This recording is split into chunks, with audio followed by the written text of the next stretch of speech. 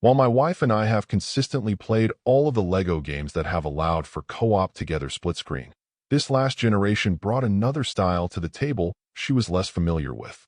While there have been asymmetric co-op puzzle games over the years, the most notable being Portal 2 in my mind, she hadn't been exposed to them, and they can take getting used to since they introduce new challenges in the fact that you don't necessarily share a common view of things. In the case of We Were Here, that opens the door to a specific style of puzzle play, with both people needing to communicate what they're seeing in order to figure out what needs to be done.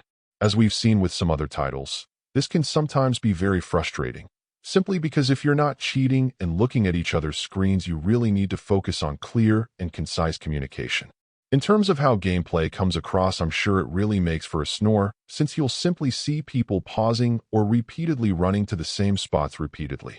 While at the time that's from people needing to recheck details and communicate, it's something that doesn't come across as exciting play, for sure.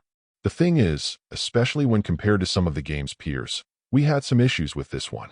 The first is that while it ran reasonably well on the Switch 2, on the OG Switch the game's performance was downright jittery with some regularity. This really exacerbated issues when trying to interact with anything in the environment, and given the somewhat simplistic overall aesthetics of the game, there doesn't seem to be any reason for it to be performing this poorly. The other issue is that the area my wife had to explore was simply too big and full of things that weren't of use to her, simply wasting time when she was in the wrong room or trying to pick up items that she couldn't interact with. Throw in some peril where time was of the essence in spots, and while she scrambled to simply figure out how to help at all, not even getting to the puzzle itself, I died, and that felt unfair.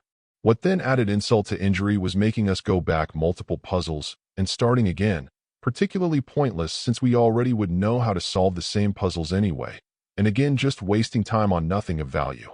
Once you take into account the poor performance and what feel like unforced errors in general design, the overall package loses its appeal, especially since there are already multiple similar titles without these issues in the eShop. Overall, my final score for the game ended up being a 5.8. And if you're interested in picking it up, it's currently available on the Switch eShop for $1.99. Thank you for taking the time to listen to this review.